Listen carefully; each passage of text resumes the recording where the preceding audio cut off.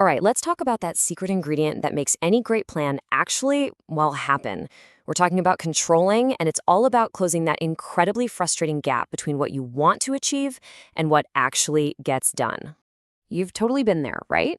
You map out this perfect plan, the goals are crystal clear, everyone's nodding their heads.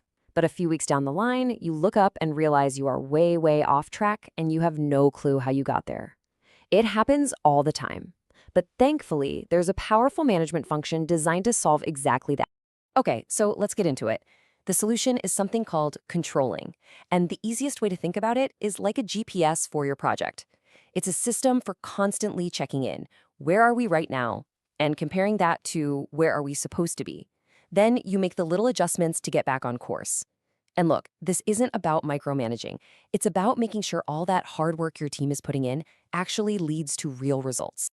So why is this such a big deal? Honestly, you should think of it less as some boring process and more like a superpower for any manager or team lead. Let's break down the three main reasons why this is so essential. First off, it's the only real way to know if you're hitting your targets. I mean, without it, planning is basically just wishful thinking. Second, and this one is huge, it is the absolute key to empowering your team. See, when you have good control systems, you can delegate with real confidence because you know you've got a reliable feedback loop. And finally, it acts like a shield for the whole organization, protecting you from all sorts of threats, whether that's a budget getting out of control or a major operational hiccup.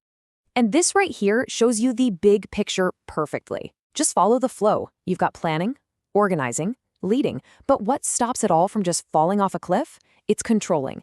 This isn't just some final step you tack on at the end. No way. It's the critical feedback loop that takes what you've learned from your results and feeds it right back to the beginning. It creates this continuous cycle of improvement. Without it, the other three functions are just operating in a vacuum.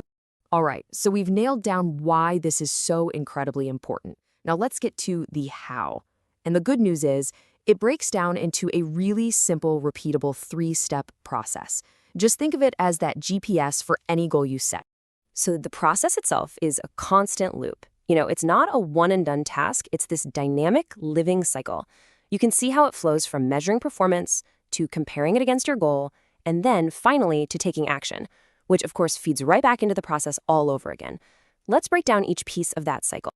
Here it is in its simplest form. Step 1, you measure. You have to know what is actually happening on the ground. Step 2, you compare. How does that reality stack up against the goal, or what we call the standard? And step 3, you take action.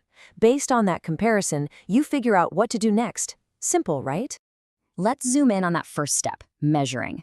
You've got four main tools in your toolbox here. Personal observation, or just management by walking around, is awesome for getting that unfiltered, on-the-ground context. Statistical reports give you the cold, hard data. And then you have your oral and written reports for more structured updates. But here's the real key. It's not about picking one. The magic is in combining them. If you only rely on data reports, you miss the why. If you only rely on observation, you're just guessing. You got to use a mix. So after you've measured in step 1 and compared it to your standard in step 2, you land here at step 3, taking action. And you've got a few options. Sometimes, if the difference is tiny, the best move is actually to do nothing. Don't sweat the small stuff. Other times, you need to correct performance. That could be a quick, immediate fix to stop the bleeding, or a much deeper dive to solve the root cause for good. But here's the crucial third option that so many people miss. Sometimes the problem isn't the performance, it's the standard itself. Realizing a goal was just unrealistic and then revising it, that's not failure, that's a smart strategic move. Okay, so we've covered the what and the how. But now we get to the really strategic part, the win. Timing is everything, right? So, do you want to step in to prevent a problem before it starts, fix it while it's happening, or analyze the damage after the fact? Let's check out the options. First up is feed-forward control, and honestly, this is the gold standard. It's all about prevention. It happens before the work even kicks off. The example here is perfect. McDonald's doesn't wait until they have a batch of bad fries to find out they have a potato problem. No, they work with their farmers on potato quality long before a single one ever hits the fryer. This is what you should always aim for because it stops waste and failure before they even have a chance to happen. Next is concurrent control. This is your real-time, fix-it-live approach. It happens while the work is in progress. Think of a manager on a factory floor giving instant feedback, or a pilot making adjustments mid-flight. The most common version of this is just direct supervision. seeing a problem as it happens and correcting it right there on the spot. And finally, we've got feedback control. Now, this is the one we're probably all most familiar with, right? It's your classic end of quarter report, the project postmortem, the annual performance review. It all happens after the fact. And its biggest drawback is pretty obvious. The damage is already done. You can't unspend the budget or get back the lost time. But it's not useless. Far from it. It gives you incredibly valuable data on how good your planning was. And it's essential for helping people learn and get motivated for the next round. So as we wrap this up, it all comes down to one really powerful question. Think about it. Feedback control is like driving a car using only your rearview mirror.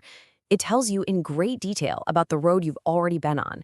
Feed-forward control, on the other hand, is like having a crystal clear windshield. It helps you see what's coming and avoid the obstacles before you ever hit them.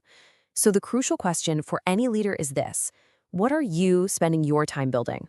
A better rearview mirror or a better